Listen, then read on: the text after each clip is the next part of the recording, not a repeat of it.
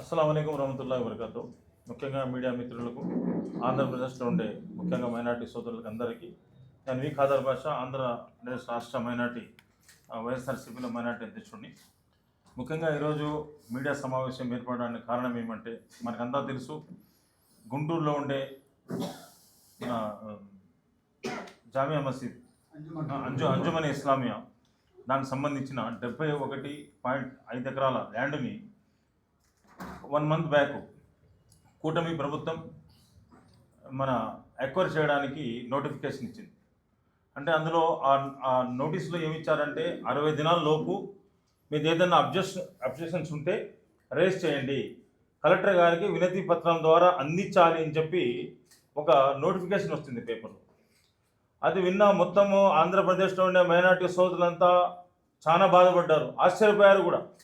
ఎందుకంటే చంద్రబాబు నాయుడు గారు తన మేనిఫెస్టోలో ఏమన్నాడంటే, ముఖ్యంగా వక్ఫ్కు సంబంధించిన ల్యాండ్ని మేము పరిరక్షిస్తాం, దానికి సక్రమమైన చైర్మన్ వేస్తాం, ఆ ల్యాండ్ని ఇంకా ఎవరైతే అన్యాక్రాంతం చేసినారో వాళ్ళని కూడా మేము విడిపించి వక్ఫ్ బోర్డుకి అందిస్తామని చెప్పిన చంద్రబాబు నాయుడు గారు ఇప్పుడు ఏం చేస్తున్నారంటే రివర్స్ అయిపోతున్నారు.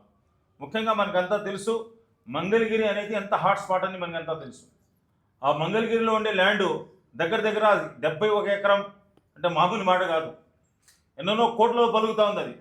అది వచ్చి అంటే ఆ మామూలుగా మీరు first stage, second stage, third స్టేజ్లో కనీసం అంటే 1000 ఎకరాలు మీరు రైతుల దగ్గర తీసుకుని అది సరిపోక మా ల్యాండ్ మీద మీ దృష్టి పడింది. అంటే అది ప్రైమ్ ల్యాండ్ కాబట్టి మీ దృష్టి పడింది అని చెప్పి నేను మీకంతా తెలుపుకుంటున్నాను. ఆ ల్యాండ్ని మన గవర్నమెంట్ ఎక్వైర్ చేసి బడా నేతలకి మన ఏంటంటే కట్టబెట్టి యోచనలో తెలుగుదేశం ప్రభుత్వం ఉందని చెప్పి మీకంతా తెలుపుకుంటున్నాం. కాబట్టి చంద్రబాబు నాయుడు గారు మీరు ఎప్పుడు కానీ ముస్లిమ్స్ని ద్వితీయ పౌరులు కానీ మీరు గుర్తించారు. ముఖ్యంగా మీరు ఎన్నో వాగ్దానాలు చేస్తారు. మీరు 2014లో కూడా చూస్తే 17 వాగ్దానాలు మైనార్టీ చేశారు, కానీ ఒక్క వాగ్దానం కూడా పూర్తి చేయలేదు మీరు అని చెప్పి నేను ఈ విధంగా మొత్తము మీ మీడియా మిత్రుల ద్వారా నేను ముస్లిం సోదరులకు తెలుపుకుంటున్నాను. పోతే ఈ యొక్క మన 2024 మేనిఫెస్టోలో చూస్తే 7 వాగ్దానాలు చేశారు. అందులో ముఖ్యమైన వాగ్దానం ఏంటంటే మేము వచ్చి వక్ఫ్ ల్యాండ్ని రక్షిస్తామని చెప్పారు. కానీ మొత్తం ఉండే ముస్లిం సోదరులారా, మైనార్టీ సోదరులారా ఒకసారి ఆలోచించండి మీరు. ఎందుకంటే ఈ వక్ఫ్ యొక్క బిల్లుని పార్లమెంట్లో కానీ మన లోక్సభలో అలాగే మన రాజ్యసభలో అప్రూవల్ చేయించి దాన్ని చట్టంగా మార్చింది ఎవరంటే ఇద్దరు వ్యక్తులు ఉన్నారు. ఒక వ్యక్తి వచ్చి చంద్రబాబు నాయుడు గారు అయితే, ఇంకో వ్యక్తి వచ్చి నితీష్ కుమార్ గారు. ఇద్దరు ఏంటంటే చట్టం చేయించారు. అంటే ఎంతోమంది ఇండియాలో ఉండే మొత్తం పెద్దలు కానీ, ఇండియాలో ఉండే మొత్తం ముస్లిం సోదరులు కానీ గొంతెత్తి అరిచారు, చంద్రబాబు నాయుడు గారు మీరు ఈ బిల్లుని పాస్ చేయొద్దు, చంద్రబాబు నాయుడు గారు మీరు బిల్లు ఆపండి అంటే ఇఫ్తార్ ఇందులో వచ్చారు. మా బిల్లుకి నేను సపోర్టే చేయను, మొత్తం ముస్లిం సోదరులకు మీరు వాగ్దానం చేశారు కదా. వాగ్దానం చేసిన 1 నెలకే మీరు రివర్స్ అయిపోయి మళ్ళీ 2 నాలుగ ధోరణి మీరు అవలంబించి అక్కడ లోక్సభలో అక్కడ రాజ్యసభలో ఆ బిల్లును పాస్ చేసిన హీన చరిత్ర కూడా మీదే అని చెప్పి నేను చెప్తున్నాను. కాబట్టి ముఖ్యంగా మేము ఒకటే చెప్తున్నాము, మాకు గవర్నమెంట్ ల్యాండ్ అక్కర్లా, మాకు గవర్నమెంట్ ల్యాండ్ ఏం అక్కర్లేదు.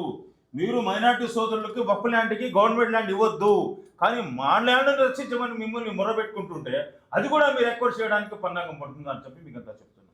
ముఖ్యంగా మీ మీడియా మిత్రులు ఒక మాట చెప్పదలుచుకున్నాను.